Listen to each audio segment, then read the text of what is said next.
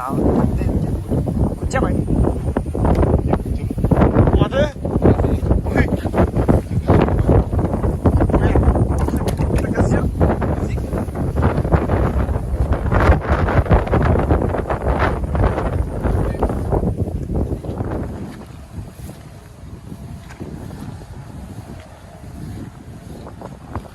Trứng đấy.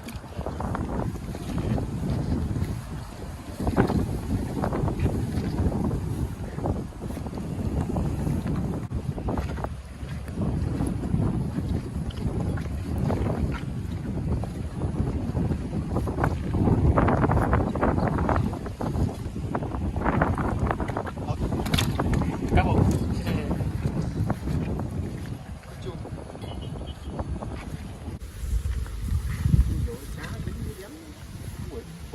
Ui ôi, bỏ đi.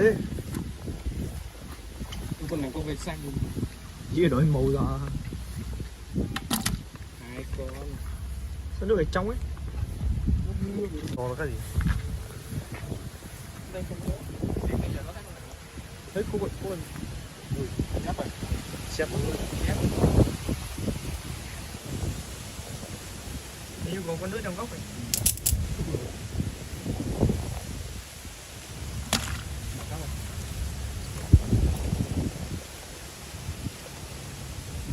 Đây nó ơi cống.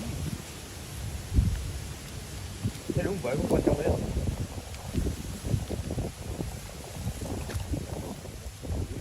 Chạy.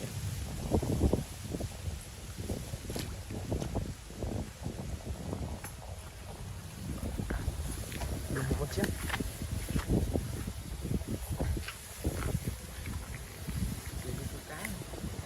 Cá chép gấp mấy lần con này nhỉ?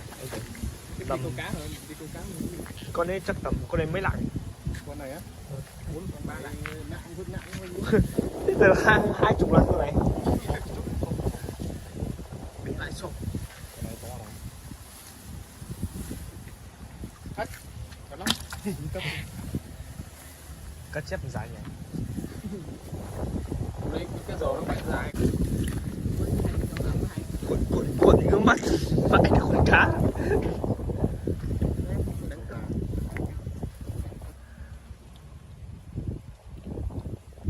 Hai con cùng lúc chụp luôn này. Hai con Quay này. clip. Hai con chụp con máy. Đâu rồi?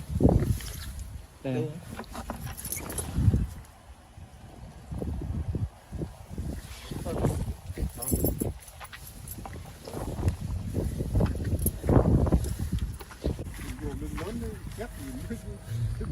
Và cái